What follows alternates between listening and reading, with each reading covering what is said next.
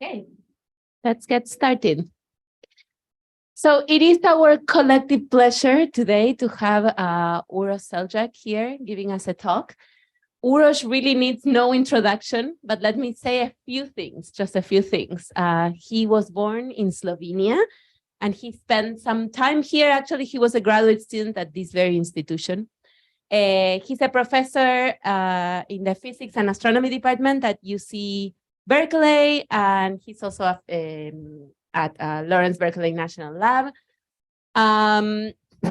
He won a large number of prizes based on his seminal work in cosmology and physics. I'll just mention a few. He won the Breakthrough Prize. He won the Gruber Prize. He's also a member of the National Academy of Sciences, etc. The list is very long. And today he will be telling us about data science and its application to cosmology. So with this, join me in welcoming Uros. Thank you, Cora. Let's get going. This used to work.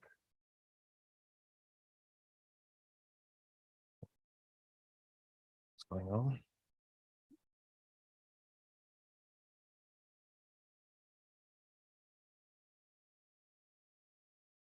Okay, all right. Sorry. Okay, so, all right. Thank you for inviting me. And my talk will be about machine learning and high dimensional inference methods, new methods. Collectively, we can call them data science methods. Now, these methods are going to be applied to cosmology. I'm a cosmologist. I think about how to analyze data in cosmology, but they're more general than that, right? And all of these methods that I'll be talking about can have an application also in other things. All right, so my talk is divided into three parts. First part, I'll talk about normalizing flows, various different normalizing flows that we develop in our group. Second part will be about field level sampling in cosmology. And the third part will be how we can achieve this field level sampling using some novel samplers that we have developed in our group. All right, so since I'm a cosmologist and I need to give a little bit of introduction about what are the questions in cosmology. First of all, you probably have heard our universe started with a Big Bang. There was some process, probably like inflation, that imprinted initial conditions. We would like to understand this process better. We'd like to understand the amplitude, the shape, the maybe paranormal constantes that were imprinted here. And then there's evolution of this structure. Initially, it's a linear evolution. And since we believe that initial structures are Gaussian, initially the things are very simple. And we can analyze the data in an optimal way, initially very easily. But then later, the nonlinear gravity kicks in. We start forming galaxies and clusters and voids and stuff like that. And that's when things get more interesting from the data science perspective. Okay, and so that's what I'll be talking about, how we analyze data in these kind of regimes here.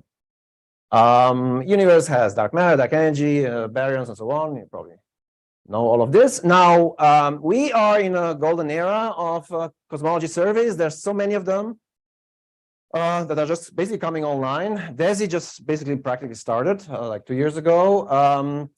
There's LSST or Rubin that is going to start hopefully next year. There is HyperSupremeCam and PFS on Subaru, Euclid space mission, SphereX space mission, Roman space mission, and then CMB experiments listed here. Okay, all of this is happening over the next decade or so.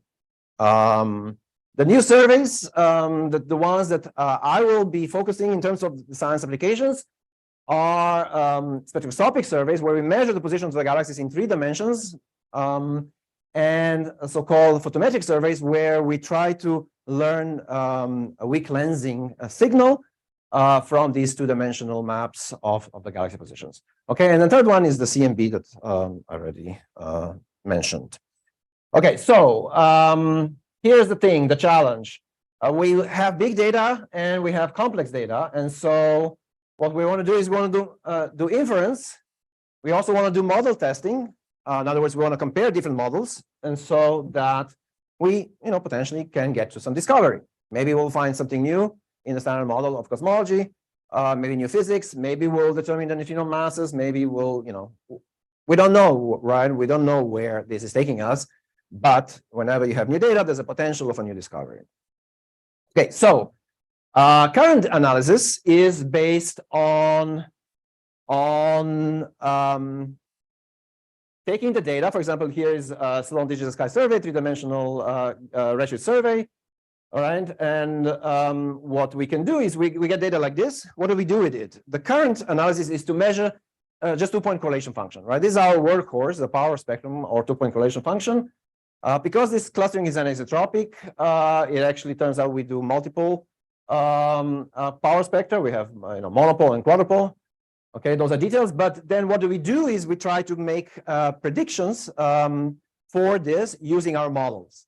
Okay, and our models have to be nonlinear, so they run these dark matter simulations, and then we have to add some astrophysics to get to the galaxies and so on. All right, and so then finally we try to go from comparison between the model and the data to the cosmological parameters, and we get plots like this where we have various cosmological parameters, for example, the amplitude, Hubble constant, matter density, and stuff like that. Okay, so that's the current thing. As I said, the workhorse is the power spectrum, two-point correlation function. However, as I mentioned, in the nonlinear regime of this large-scale structural surveys, we have information that comes from beyond the power spectrum. For example, information might come from voids, or maybe from these filaments, or maybe from these high-density peaks called halos. Right? There's a lot of places where information might be there, and it's not used if you just do the two-point correlation function. And in fact, there have been so many proposals for these various statistics that you kind of lose count, right? Literally hundreds. All right, I'm just listing a few of them here. That's not important what they are, right? Because the point is, well, how do you choose which one to use? How do you combine them together? How do you do this? How do you do that, right? It's a mess. There's so many summary statistics that, one could say maybe there's more summary statistics proposed than the data. Okay, so we need a new approach, right? And the new approach is something that can handle these huge data sizes that are coming, and second, that can extract information in an optimal way. So in other words, it extracts full information. All right, so that's the purpose of my talk. Can we do this? Can we capitalize on the recent success of machine learning and statistical inference? And the answer, I'll try to argue, is yes. And that's the purpose of my talk. Okay, so let me start first with weak lensing analysis. All right, this is work led by my student Biwei Dai, and weak lensing analysis is the motivation. And I'll quickly digress from this motivation and talk about normalizing flows as a way to do this optimal analysis, but also to do a lot of other things. So let me first introduce the problem. Basically, imagine we have some background galaxies, these images in the sky. Now, the light, as it propagates through the universe, goes through the dark matter distribution, and it's being deflected. And let's say a new telescope like Rubin or SST is observing this.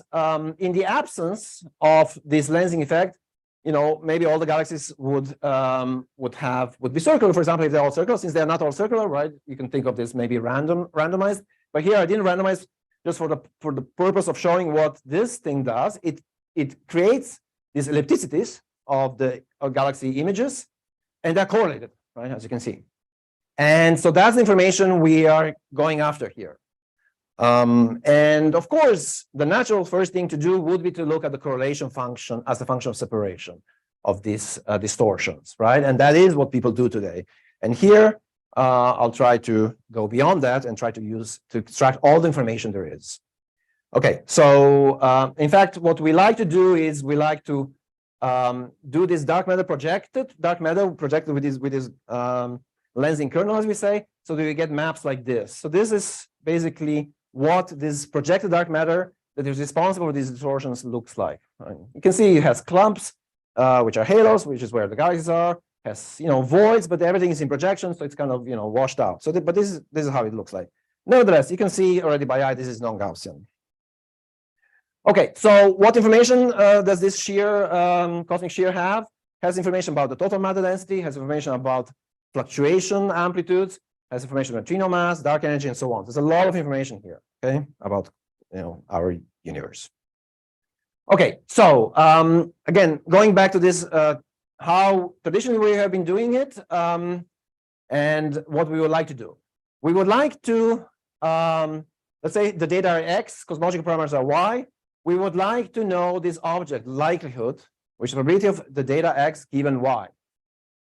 All right, from this, we can then easily invert and get the Bayesian posterior, which is the probability of Y given X, which is just the product of the likelihood times the prior. We can assume flat prior for this purpose. Okay, and so once we have this object, then because this number of parameters Y is low dimensional, we're just talking about few parameters, it's relatively easy to invert this. Okay, so in the Gaussian case, we know how to solve this, and that's why, as I said, in the case of cosmic micro background anisotropies, we do not need any fancy data science techniques. We know how to solve the problem because it's a Gaussian problem.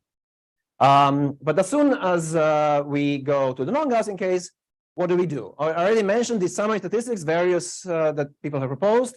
We could go and all of them. We can try to combine them somehow together, maybe learn some implicit likelihood of these and so on. But there's information loss, and it's actually not so easy to combine all of these summary statistics. All right, so that's probably not ideal. And so what about optimal analysis? How would one try to do an optimal analysis? Is well, we really want to go and get this likelihood of the data conditional on the cosmological parameters, right? P of X given Y. Now, we could go and try and get that from sampling. I'll talk about that in the second half of my talk. But we could try and get it from supervised learning, where you have some training data, where you generate X and generate Y, and you either try to get Y as a function of X, right? This would typically be what simulation-based inference would do. But even here, you need to know what you feed in, what kind of summary statistics you feed in. So that's not so easy to do. Or the direction I will be advocating here is let's try to learn this likelihood of the data directly, this conditional likelihood, okay, using machine learning. And this is where this is a generative approach, right? It's not a discriminative. And what's good about it is there are no summary statistics here at all, right? We're going straight for what the object we really want. All right, so there's no information loss if we can learn this object. However, the con is these data here are extremely high dimensional. X will be the number of the observational points. We're talking about millions to billions, right? In fact, for these large surveys, billions is a typical number. There's a billion dimensional density, that conditional density we would like to learn from the data, right? From the simulations, for example. So can we do this? Typically, one would go and learn the density using normalizing flows, and I'll talk about this. But these are extremely high dimensional normalizing flows. Can we really learn them from just a few simulations? The answer is yes, if we take advantage of the symmetries in the problem. Okay, and I'll try to explain this in more detail. Okay, what are normalizing flows? Basically, these are maps from some simple distribution like a Gaussian, where each time, each of these operations is something very simple. But what we really need to know at each operation is these need to be invertible, so need to be bijective. We need to be able to invert them, and we need to know the Jacobian of this transformation, right? So this is df dx determinant.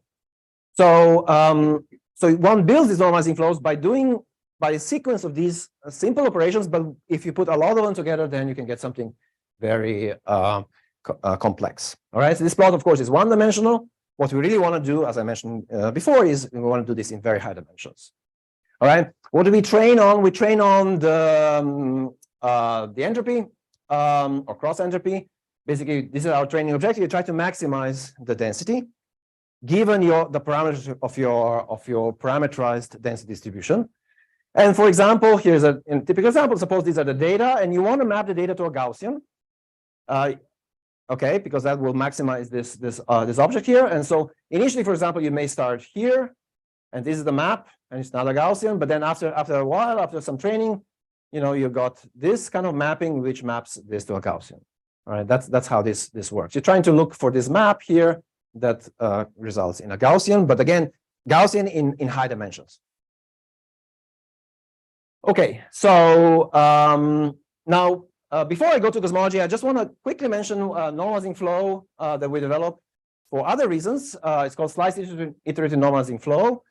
And the reason I want to mention it is because just in case some of you may have a need for it, and I'll explain in what are the situations where this flow is very good. The basic idea of this flow is you try to look for directions, and you try or slices. You basically project the data onto these slices. And for example, imagine you want to map this blue distribution to this orange distribution. So this can be mapped between any two distributions. All right, so you're looking for the direction where the discrepancy is the largest. We use Wasserstein distance to quantify the discrepancy. And so suppose you found this direction. Now what you do is you Gaussianize, you map this data blue to orange just along this slice. And you got this perfect agreement along this slice. In general, however, you haven't gotten perfect agreement, but you've come closer to where you were before. All right, now blue is closer to orange than it was before in some well-defined sense. Actually, you can show that this actually converges. Okay, there are many connections here to independent component analysis. For example, you can think of this as a generalization of independent component analysis. All right, so this is not the state-of-the-art normalizing flow when you have lots of training data. But one place where it shines is actually when you don't have much data. This is shown here. When your training data size is small, then this one actually outperforms, various maps and neural spline flows and so on. Okay, it's basically, and the reason is it's building this maps iteratively, and it stops when it has to stop. Okay, so it's easier to prevent overfitting with this model. It's also very fast. Okay, so I will just mention that this flow has been applied to this LHC Olympics. It was a couple of years ago. And where this was, unsupervised task to look for a feature in some collider data, and basically the idea was, well, you look for a feature in some space, and you look for excess density relative to surrounding mass bins, and but here we were looking really at density in some high dimensional space, okay, and we got actually the right answer, and in fact, we had the best result in this particular competition. Okay, so now let's go back to cosmology. How do we design our normalizing flow for cosmology purposes? We want to take advantage of the symmetries. So what are the symmetries in cosmology? Well, we know the data are, the universe is supposed to be homogeneous and isotropic. What does that mean? Homogeneous means the data are translationally equivariant. So we're going to be looking for translational equivariance. And we're going to be looking for rotational equivariance because universe is isotropic, okay, on average. So any rotation is just as good realization of the data as well. All right, so these are the two symmetries that we would like to put into our normalizing flows in order to reduce the training cost. All right, so the way we will do this is to imagine a sequence of layers. Each layer will do the following thing. You will do a convolution, but this is not going to be convolution in the CNN style, which is local, but it's going to be convolution in Fourier space, because we think there are correlations on all scales in cosmology. And so that's why, we basically do this convolution in Fourier space, and we try to learn this thing, which we call transfer function. And here's where the second condition comes in. The rotation isotropy means that this transfer function doesn't need to be dependent on the wave vector direction, but also on the wave vector length. Okay, so this is a vector. This is now just the length of this vector. All right, and so this is what we're going to take advantage of. So we have to learn one-dimensional function, this transfer function. So that's in the Fourier space. Then we go back to the real space, and then we also learn the nonlinearity. We don't just take standard nonlinearities like ReLU or whatever. Well, first of all, they have to be invertible, so ReLU is not an option anyways. But we parameterize them with splines, and we allow this thing to be invertible, and we allow it to have few free parameters. Okay, so and then we build this by a sequence of many of these layers. All right, so I mentioned that we want to have likelihood. What is likelihood? Is the density of the data given some parameters, right? So we also therefore need to have conditional dependence on the cosmological parameters. For this, we use HyperNet, so basically some interpolation, neural network standard neural network interpolation of those coefficients that I was talking about on the previous slide. All right, so we have done an experiment. This is a projected 2D data from 3D simulation and body simulation. And we have used 5-layer TREMF. You can see how how small the number of parameters is, right? So each layer has maybe, you know, a few hundred parameters times 5 or something like that. So very low number of parameters. And here, for example, here are the training data, what we used to train. These are the simulations. Here we're varying the matter density omega m. You see how for high omega m it's much more clustered, than for low omega m, where we have a lot redder spectrum. So we have larger voids and so on. That's in this direction. In this direction, we are changing the amplitude, sigma 8. You can see how it gets more and more clustered as we go to higher amplitude. Okay, so this is our training data. This is our generative model, right? So this, normalizing flows can also generate samples. And you can see that they're, by eye, at least they look pretty good. And in fact, if you look at all of the standard statistics we could think of, right? For example, power spectrum, one-point distribution function, bispectrum, all of these, for all of these statistics, the agreement with the training data is perfect. Okay, we can also look at the map in the latent space, in the space where this is supposed to be Gaussian. Okay, so for example, you can take this data and you can, if you map them with cosmology, you should get white noise. Okay, so this is what it looks like. It does look like white noise by eye. Our eye is also a good, identifier of whether there's something funny going on. And the PDF is also Gaussian.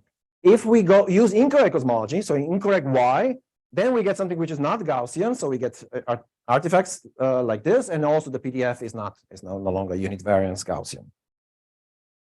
So now, before I show you the results for cosmology, I'll show the results for cosmology on a different normalizing flow. But before I go to that, I just want to show you something that we are just working on right now, which is TREMF is a very simple model. It has very few training parameters, but it has limited expressivity.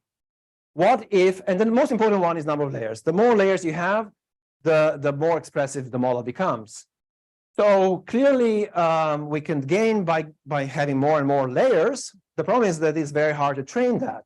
However, there is a way to train this using infinite number of layers, and that way of training is this continuous normalizing flows, or sometimes called neural ODEs.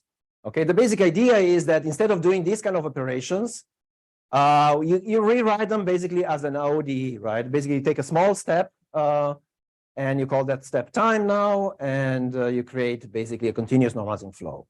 Okay, and this has some nice advantages in that you have more freedom in terms of what kind of functions you can choose, and that's particularly true because of that Jacobian that I mentioned before, that limited you before, but now it's a bit less limiting because it's an infinitesimal Jacobian, and so you can rewrite it as a trace rather than determinant. Okay, so this is the basic idea of these ODE networks.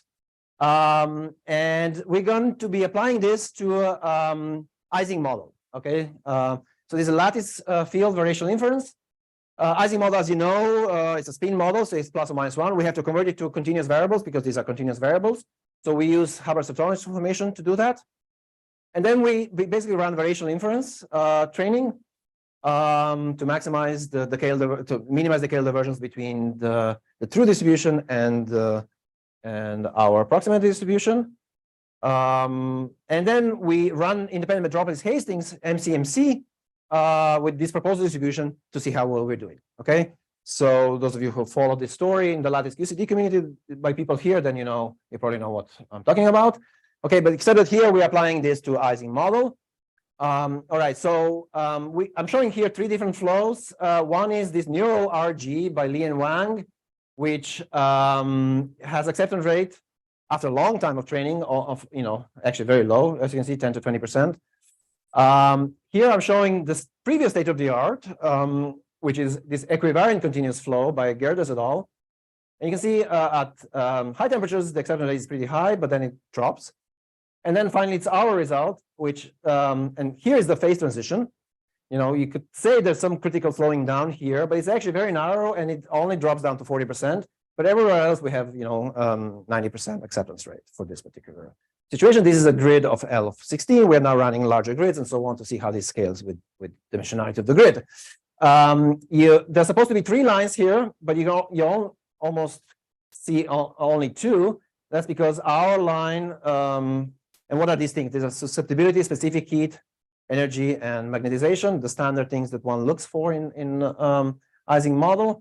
And basically, our results are bang on the Hamiltonian Monte Carlo, which is state of the art, gold standard, right? Which is the truth. Yeah. You have a question?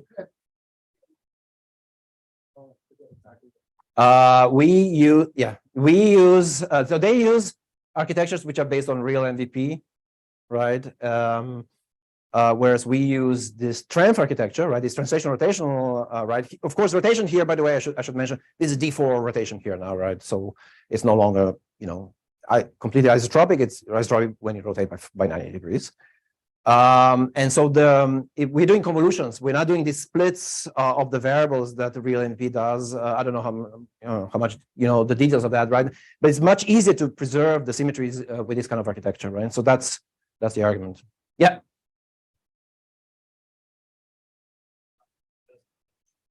Yeah. Well, plus nonlinearity. Yeah,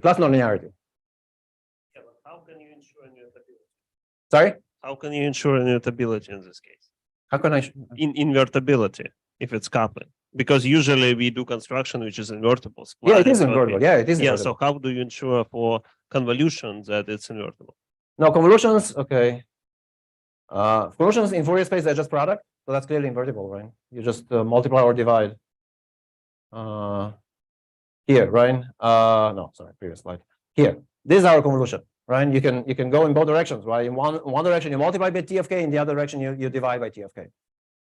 And this the 1 point nonlinearity is invertible. We enforce that by using splines. Okay. Yeah. Okay. Thanks.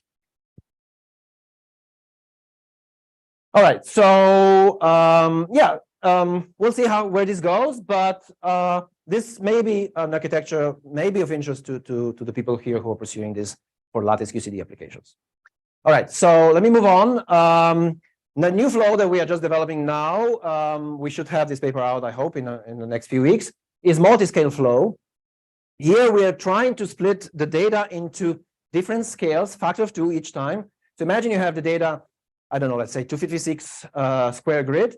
Let's coarse grain it into 128 and the difference. And the difference, there are 4 pixels. We have now coarse grained into 1, right? So there's 1 average and then 3 additional. And then this one here, the average one, let's do it again, right? And so we keep doing this. And each time we are building these conditional probabilities, which are conditional on the previous layer, but also on the higher resolution data. All right. And the purpose of this is that we can build the likelihood now, which is a function of scale. All right. And that's the nice thing about this architecture, that we can actually look at the scale dependence of the signal as well. Moreover, this one does achieve better results than TRANF in the sense that it's easy to train than what I was showing you before. Okay, so let me not go into the architecture too much. Here's, for example, how we draw samples, right? First, we do the coarse grain sample, then we upscale those 3 maps to get the next level resolution. Each time, we have 3 more maps to add, right? And we get higher and higher resolution. So we go from 64 square to 512 square in this case, right? So you can see here we already have 250,000 pixels, right? This is already quite high dimensional image. Okay, so the reason why we are excited as cosmologists about this is because it allows us to do a couple of things. I don't know. It allows us to build uncertainty quantification. Okay, so this the whole point of this likelihood is that we can get uncertainty quantification. We actually get uncertainty, right? Because likelihood times the prior gives us the posterior, and the posterior is telling us the uncertainty quantification in the Bayesian context. All right, but here we can do this as a function of scale. We can do this at the coarser scale, right? Which you can see is not great, the green ones. The smaller scales have more information, but what is important is that all of these are consistent with each other, all of these things. These, of course, are just simulated data, but nevertheless, gives you some idea. The second thing is that we work very hard is to get the right coverage.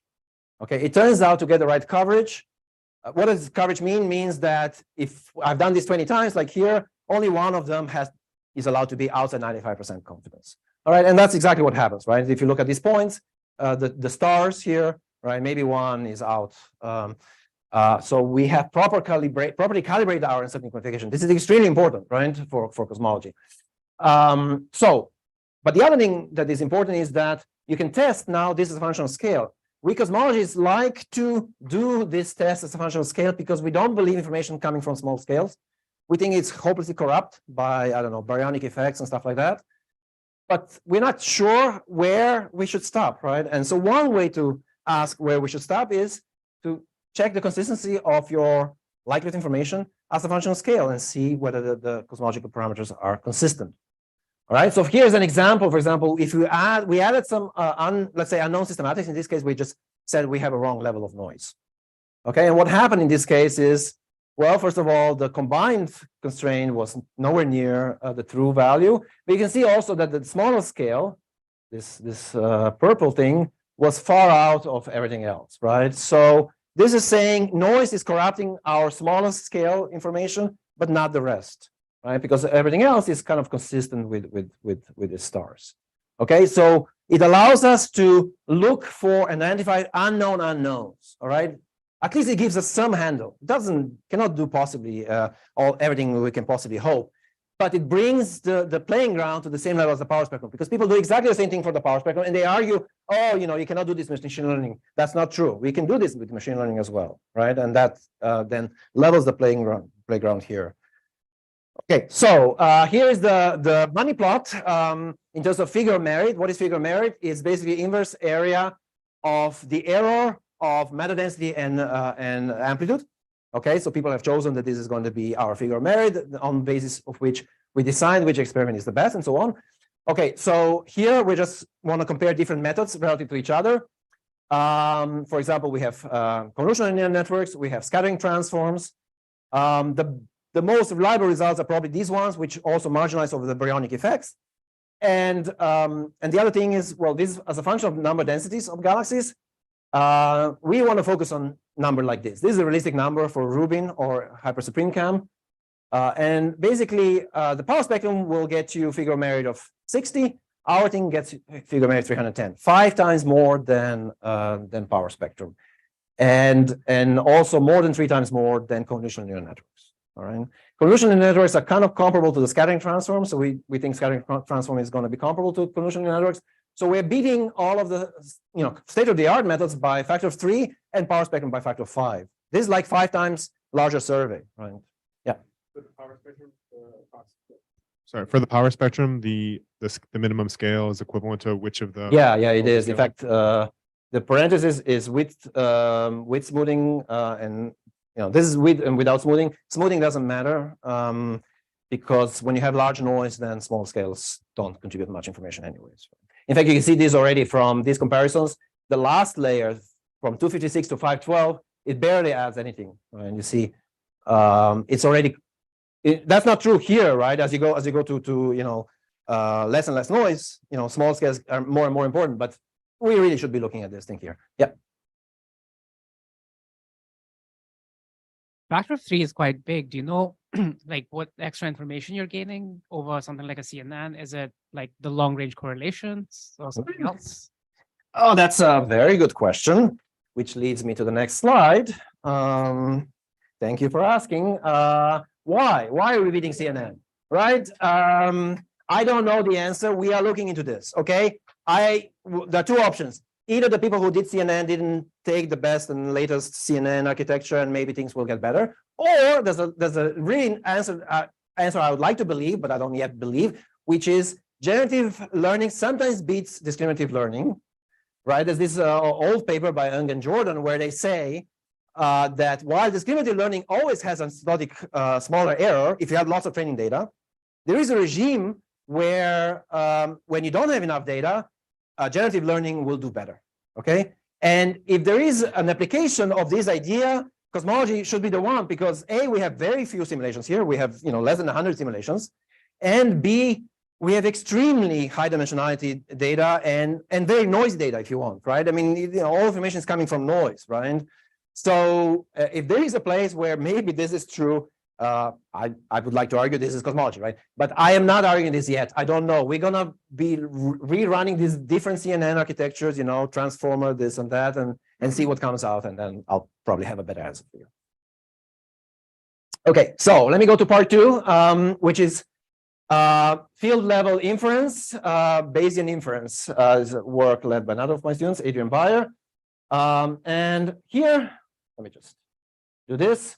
Here, the idea is, okay, we have some cosmological parameters and we have some initial conditions. As from this, we can generate a map of the data. Now we have some data as well. Okay, and we can compare data to the model data. If we can invert this problem, this so-called inverse problem, then we can do inference on the cosmological parameters. All right, and now sounds easy, right? And what is the problem? There are two problems here. One is this forward model, that I said is a full n-body simulation.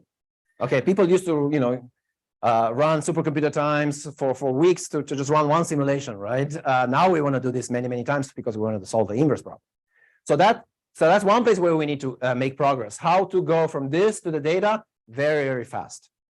Okay, but nevertheless, the second problem, which is that this initial conditions depend on, if you take a typical simulation, 1024 cube, you're talking about 10 to the 9 parameters, all right, that you have to work with in addition to a few cosmological parameters, right? So that's the second problem. Okay, so again, the problem is we can try and approach this with a principled Bayesian analysis. But remember what I said before, we want to have the likelihood of the data given the parameters, but what we have is the likelihood of the data given parameters and given the initial conditions. Initial condition space is 10 to the 9. All right, so we have to do this integral over all these 10 to the 9 degrees of freedom in order to get what we really care about. That's the challenge. Is this feasible? And I would like to argue, I'll try to convince you that this actually is feasible despite these challenges. And so let's see. One is, how are we going to do this marginal integral over 10 to the 9? We're going to just sample 10 to the 9 degrees of freedom, and then just project them out, those 10 to the 9, so that we're left with the posterior of just the few cosmological parameters. Okay, so that's the idea. And how is this possible to sample in this high-dimensional space? Yes, but the only way this is possible is if you have a gradient of your model with respect to those parameters. All right, and then you can walk down the gradient, and then you do some sampling and so on and so forth. Okay, but the gradient is crucial here. And so we work very hard to develop the gradients of these simulations. Yeah, let me show you here. We have several codes that we have developed over the years. This one is in TensorFlow probability. This one is in JAX. But we've gotten to the point where we can run 512 cube simulation in just a quarter of a second on a GPU on NERSC. Okay, and with the gradient with all of those 10 to the 9 parameters. Okay, I guess it's 10 to the 8 in this case. All right, so that's what we have. So we have a gradient-based likelihood. And the second, okay, so there's one more thing that we need to connect from the dark matter to the galaxies. All right, so for that also actually machine learning turns out to be quite useful. We develop various methods. One that we develop is we call Lagrangian deep learning, which has another layer which also moves particles around, but such that you match now the galaxy maps, for example, or I don't know, kinetics to analysis maps or something like that. Here I'm just showing, for example, our result versus a full high-resolution hydro simulation, right? You see that they match pretty well, and on the stars, it's also pretty good agreement. Okay, so that's where we are in terms of mapping. Having another extension basically from the n-body simulation dark matter to the actual observables that we see. Okay, but so with this, for example, we can do optimization. We can find the maximum a posteriori, and here's an example. Initial dark matter is this. Dark matter today, let's say this is an observable. Is this? Galaxy light, sorry, no, this is dark matter. This is the galaxy light today. We try to do then this reconstruction to match this as close as possible. This is what we got. All right, in the dark matter today, it's also a pretty good match. You see that in the initial conditions, we managed to reconstruct large scales, but we lost small scales because there's noise in this map. We have lost small galaxies and we cannot recover them. That's why we cannot recover high frequency Fourier modes in the reconstruction. But the large scale modes we reconstruct pretty well. Okay, so now this was optimization. This was map. This does not give you the cosmological parameters. what I said earlier was we need to sample and show that the posteriors, once you project out those 10 to the 9 degrees of freedom, you're left with the posterior of your cosmological parameters. Okay, and so now we have done this with two different codes, Hamiltonian Monte Carlo and this new code that I'll talk about in the next thing, Microcanonical Hamiltonian Monte Carlo. And here are the two posteriors in omega m sigma 8 plane. They both agree. The reconstructions look really good. These are the samples. This is the ratio to the truth. It's consistent with 1. This is the cross-correlation coefficient. Again, the point is on large scales we can reconstruct. On small scales we don't. Right? On small scales we lose information. So this all looks very good, and this we achieve with 10,000 samples. Okay, 10,000 times 1 second. This is doable, right? This is really doable. And it gives me hope that we can really do this on the real data. Okay, so in my last part now, I want to talk about this new sampling methods that are enabling us to do this. Okay, and this has now taken a life of its own. This work led by my student Jakub Robnik, and we have now taken this in so many directions that I hope I'll cover some of them, but we are really excited about this as a general state-of-the-art sampler. Okay, so what is the basic idea? The basic idea, I don't know if who's familiar here with Hamiltonian Monte Carlo, but the basic idea of Hamiltonian Monte Carlo, you take your Hamiltonian, which is a standard kinetic term, pi square over 2, plus potential term, potential energy, which is negative log of the target density. Okay, so that's your standard thing. Now you run a trajectory, a Hamiltonian trajectory, using this. You're basically solving ODE, and this would be a standard trajectory like this, something like this, or maybe like this. But then occasionally you have to resample the momentum. You see these jumps here, right? Where you just completely resample the momentum, starting from scratch from another Gaussian. Okay, and these are the jumps. Okay, so now this distribution is now canonical in terms of both momentum and the target. Okay, but momentum is, because these are separable Hamiltonian, momentum doesn't matter. Once we integrate out the momentum, we are left with just something which is proportional to the target. Okay, and so for example, let's say this is target, when we project out the momentum, this is what we get. Okay, our new proposal, which is called Microcanonical Hamiltonian Monte Carlo, is, all right, let's instead do this on a constant energy. Okay, not canonical, but microcanonical. Remember, microcanonical means constant energy. Let's find now the Hamiltonian, which conserves the energy such that once we project out the momentum, we also get a target. All right, and it turns out if our thing is log p, then the correct kinetic term for this is log of pi square, not pi square like here, but log of pi square. All right, and one interesting property of this is that the particles move slowly where the target S is high. So here I have a little video. Okay, so this is how this, we started here, and now we are, we're just running around. This is completely deterministic. Okay, and you see how it's slow in the center and it's fast outside. A standard harmonic oscillator will be just the opposite, right? It will actually be the fastest to the center and the slowest up. No, this one is the opposite, right?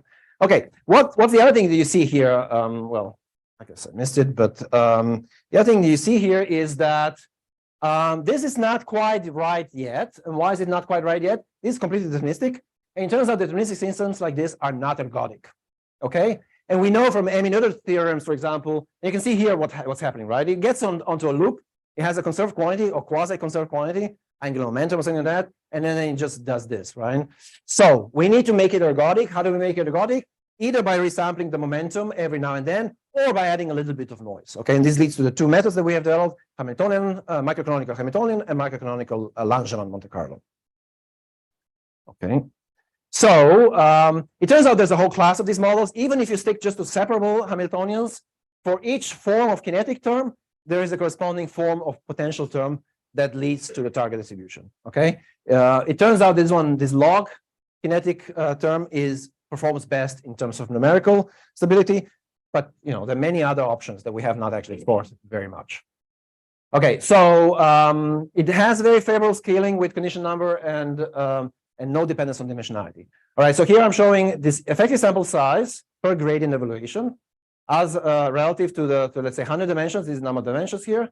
Our thing is here, and it's essentially independent of dimensionality, whereas Hamiltonian Monte Carlo has this well-known d to the 1/4 scaling that I can explain in more detail later where it's coming from. But basically, you can see that as we go to higher and higher dimensions, this thing is more and more favorable against Hamiltonian Monte Carlo. And here is the performance as a function of condition number, and from 1 to 10 to the 5. This is a Gaussian, but with high condition numbers here. And you can see this is again Hamiltonian Monte Carlo. Well, actually, this one is nuts, and this is ours. And typically, we get an order of magnitude better results with this sampler compared to nuts, which is supposed to be state-of-the-art sampler in the HMC world. Here are several other examples, for example, bimodal distribution, a thin banana, funnel, right? Stochastic volatility, 2,500 variables here. Anyway, passes all the tests and typically, several times faster than previous state-of-the-art. Now, why is this so? I don't have a movie, but here's what a typical Hamiltonian Monte Carlo would do. It would come in and would do something like this. Whereas this one here turns out to be a very good optimizer. So initially, if you don't resample the momentum, Hamiltonian Monte Carlo would just do this, right? So you have to resample the momentum, but the resampling momentum also then changes the momentum direction and makes things slower to converge. And so this is when we optimize how often you resample the momentum. You get this result versus our thing, which goes just down straight towards the typical set, and then it just samples around the typical set. Okay, so the view we are taking here is that the deterministic systems. The view we are taking here is that this is an ODE system, ordinary differential equation. So you have to solve it just as any other ODE. What we worry about in solving the ODEs is, well, what step size do we need in order to control the error, right? And that's the free parameter here. Now, in fact, in the Langevin picture, this is a paper we recently posted. We also have noise. So we have shown, for example, that there's a Fokker-Planck equation that corresponds to this microcanonical Langevin, and it's given here. And we show analytically that this has a stationary solution given by this target. Okay, so again, we are promoting the samplers to ODE or SDE, stochastic differential equations or ordinary differential equations. So let me show one more application here. This lattice field theory, the simplest possible non-trivial lattice field theory, which is 5 to the 4. When you discretize it on the lattice, you get this kind of action. We'll be looking for at susceptibility. And I just want to say, well, I should have said earlier, right? I've shown Ising, but Ising is not that different necessarily from 5 to the 4. That training that I was showing earlier was ours. In fact, Gerdes et al. Managed to train on LH684. It took days to train normalizing flow. Our whole thing is done in seconds. All right, so what do we get? Here is the plot. It's in these funny units, rescaled units, different grid sizes. This is a critical temperature. And this is susceptibility. And there are two lines here, ours and Hamiltonian Monte Carlo, and they completely agree. So we certainly reproduce all the physics right, at least in terms of this quantity. But the thing that is useful to note is effective sample size as a function of temperature. Again, the critical point is here. You see ESS is hovering around 0.3, independent of the dimensionality, and it also doesn't actually worsen so much below the critical temperature. In fact, it goes back up. So there is some critical slowing down, but not much. NUTS shows also similar properties for small grids, but then for large grids, it just it goes down to essentially zero acceptance. Zero effective sample size. And Hamiltonian Monte Carlo similarly. These lines here, dashed lines, are the lines where we include the training time. it turns out, even to train the hyperparameters takes a lot of time for these models. Whereas here we managed to self-tune to the point where it's essentially only 10% of the total cost. So the bottom line is, especially below the critical temperature, we are 2 orders of magnitude faster for 64 squared. This is 4,000 dimensionality. So imagine now you scale this up to, I don't know, 10 to the 8 or something like that. It will be yet another order of magnitude faster. Okay, so on these kind of applications, again, we'll have to see how this translates to, let's say, Lattice QCD applications or something like that. But certainly the promise is here for this to be really promising and powerful. Okay, and because of this, we are now trying to apply this to many different applications wherever sampling high dimensional stuff is needed. We are trying to apply it. For example, Bayesian neural networks could be one application. I've told you already about cosmological inference problem, and I've shown you the results. I didn't mention on those cosmological applications, that was 16 cube grid, so 4,000 dimensions. And again, MCMC is about an order of magnitude faster than HMC in that context. Statistical physics, right? All sorts of applications here. And we're also looking at molecular dynamics in material science and biochemistry, because that's also the place where this high dimensional sampling is needed. For example, you can sample biomolecules or materials or whatever, and this thing could be a lot faster. Finally, let me finish with future directions and a few remarks. Okay, as I said, we're taking this SD or OD view of sampling. So we don't do any metropolis adjustment. In fact, we cannot do it because we are microcanonical. We have a constant energy. There's no metropolis adjustment even in principle that we could apply. And our argument is, well, we're taking OD or SD view, right? Which is when people solve ODEs, they don't discuss, metropolis adjustments, right? I mean, they ensure that the results are correct by controlling the step size. We're writing some papers on the theorems, for ergodicity, but that's more mathy stuff. Let's see, perhaps, yeah, we are working on adaptive step size. We're working on relating energy to posterior. And the one I'm particularly excited about, we're working on ensemble version or parallel version, where we can run several hundreds or thousands of chains in parallel on a single GPU and combine that information so that we get, posteriors, which are often then, in terms of wall clock time, orders of magnitude less than a sequential version. And here I'm just showing a typical example of, I don't know how many calls we need. For example, a reasonably high condition number of 100 Gaussian in 100 dimensions. We can solve the whole thing with 28 steps, right? Times a few hundred parallel chains. But this is, this means one can do this on extremely short time scales. Again, for example, molecular dynamics comes to mind. People in molecular dynamics, they run, maybe molecules of biomolecules of hundreds of thousands of atoms. They complain about the runtime, it's days. This could be a huge game changer if this kind of methods are applied to those problems. Okay, so certainly we are thinking of these parallel versions also for our cosmology problems, and maybe Lattice QCD also can take advantage of this. All right, so that's pretty much it. Here is my summary, and I'll stop and then take some questions.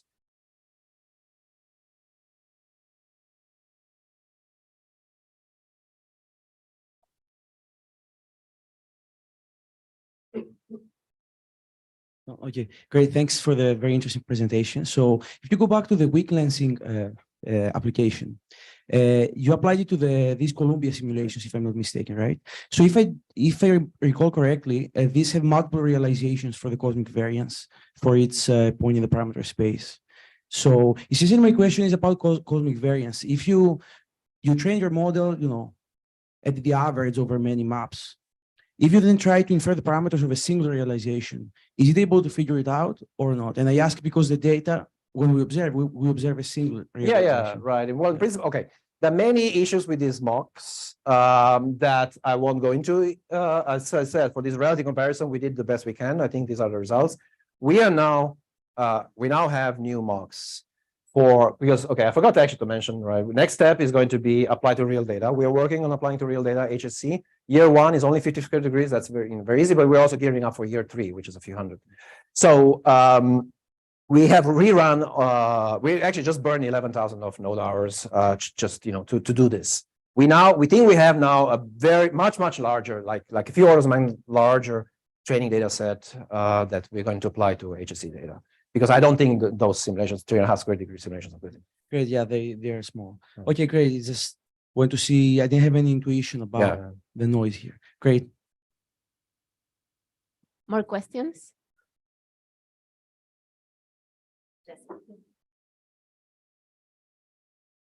So it's really cool to see this excellent sampling performance. Do you have an understanding about kind of microcanonical, like what's driving the improved performance? Yeah. So first of all, it's already first of all, in principle, okay, we have a theorem that Liouville's equation also gives you the target distribution. In other words, this thing is gives you stationary solution even for deterministic case. Okay, but so okay, the statement is the following, right? I mean, the standard statement in MCMC. If you're already a stationary solution, then detailed balance, blah blah, has to preserve it, right? So this is a statement here as well, right? This preserves it already with the deterministic dynamics, and the deterministic dynamics is a lot smoother, right, and covers more of the phase, more of this parameter space faster, right? So that's one point. Second point is that in high dimensions, as I said, we do not have metropolis adjustment.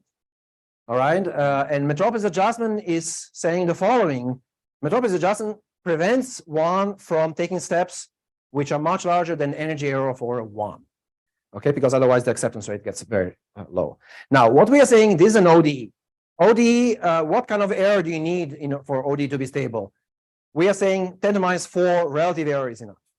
Okay, but now I'm talking about the relative error. The energy is, by virial theorem, is proportional to the number of dimensions, D. So if you're in D of 10 to the 8 times 10 to the minus 4, you're tolerating 10 to the 4 energy error and you're still fine. Whereas Metropolis Hastings would never do that, right? I mean, cannot tolerate, you have zero acceptance, right, if you tolerate such a large error. So that's another reason why this is performing so well, especially in high dimensions. Okay, thank you.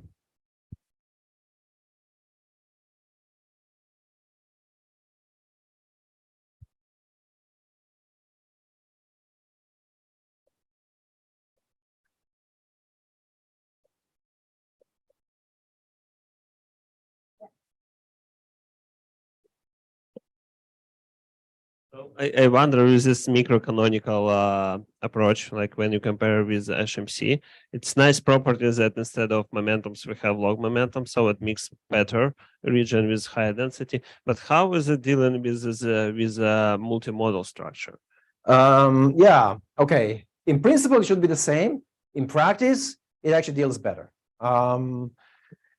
I'm not sure why. Unfortunately, I don't have the results. I can show them to you later. I have the results for U1 gauge lattice model, where you have this topological charge, right? And it's very multimodal.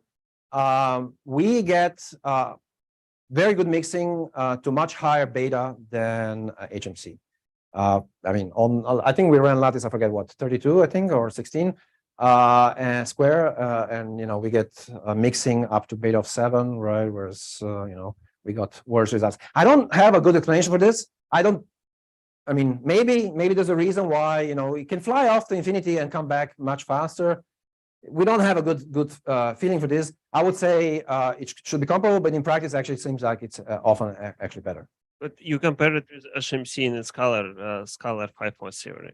So there in broken phase, even HMC is not working unless you use every relaxation.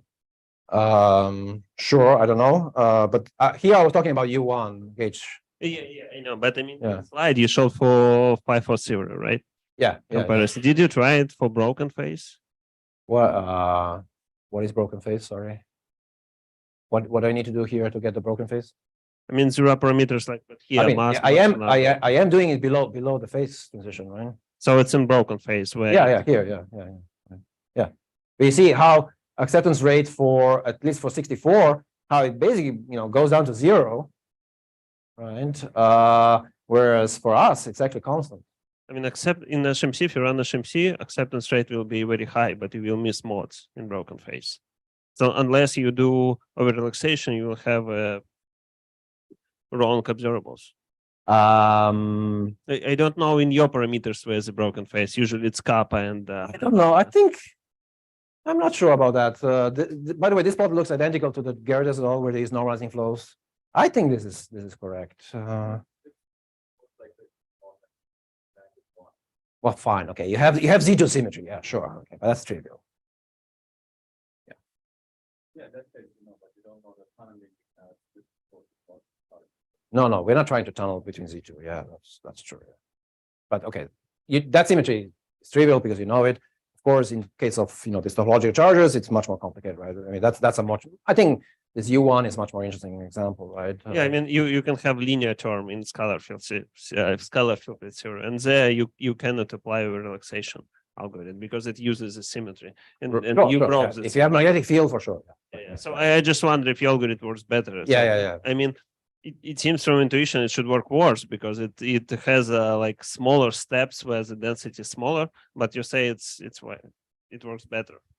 Well, it's rescale time, right? We use rescale time, so our step is always the same. And so maybe that plays a role as well. Yeah, maybe the third answer to your question is actually we do use a fixed step size. In other words, our step size displacement is not is independent of the amplitude of the gradient. It only is determined by the direction of the gradient.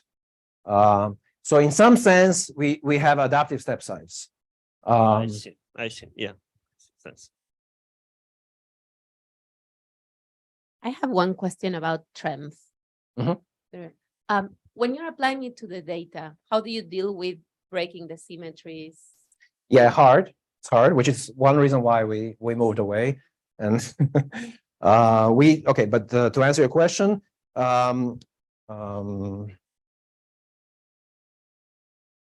we can deal with it, but whether it's ideal or not, that's debatable. But we have this nonlinearity. Let me just go. And nonlinearity can be pixel dependent, position dependent. Okay, and so that's what we do.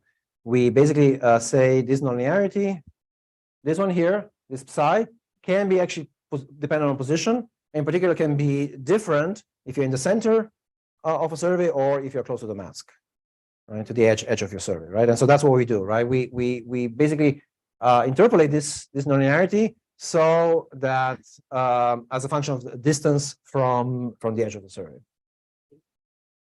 So, and this is still invertible. This, all of this, is still normalizing flow. Everything goes through. And it works with redshift space distortion. No, we have not done anything on this in the 3D. This is all 2D so far. Okay.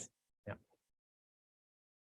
Yes. Yeah. So I'm trying to understand this microcanonical Monte Carlo. So you're fixing the energy and then you're doing gradient descent basically on the fixed energy surface. Is that right? It's fully deterministic. Yeah, I mean, as I said, we need to add noise for ergodicity, but yeah, in principle, it's fully deterministic. Yeah. Yeah. So this is my confusion. Is like there are a lot of non-deterministic processes that you're solving here that, like with a fully deterministic system, and you can smear things with the Gaussian or something, but like I kind of question, there are things, any quantum mechanical thing, right, will be non-deterministic at some point. Well, right?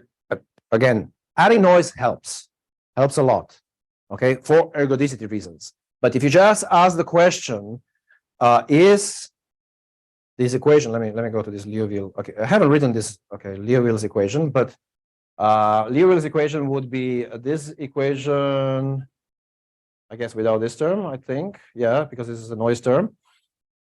The solution to this equation is also the target density.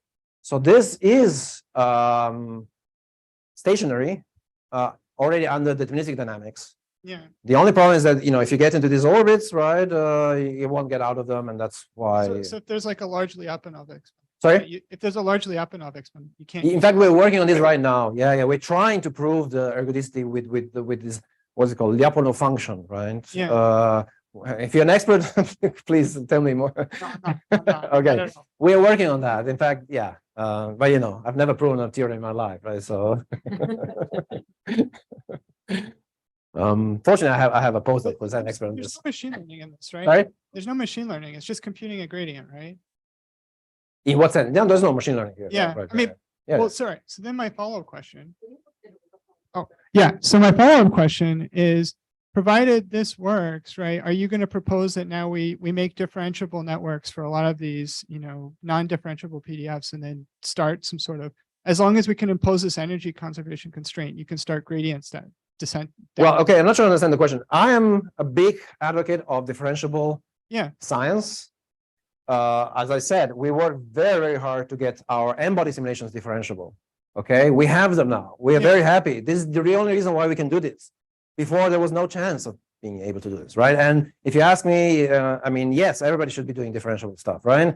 In fact, you know, I'm annoyed by this OpenMM where they write down analytic gradients, right? Where they just go to JAX and just do autodiff there or PyTorch or whatever, right? Yeah, you know, we should autodiff every single of our codes, right? And this is a step in that direction. Is that the okay? Yeah. That's what I want to understand. Yeah, right. Autodiff plus gradient based. Yeah. New fancy gradient based samplers. This can solve a lot of our problems. I mean, as somebody who only does differentiable stuff and thinks everything else is ridiculous, I completely agree. Right? Just to be clear. With that, let's thank Uros again for a very exciting talk. And we will have a reception now at the penthouse.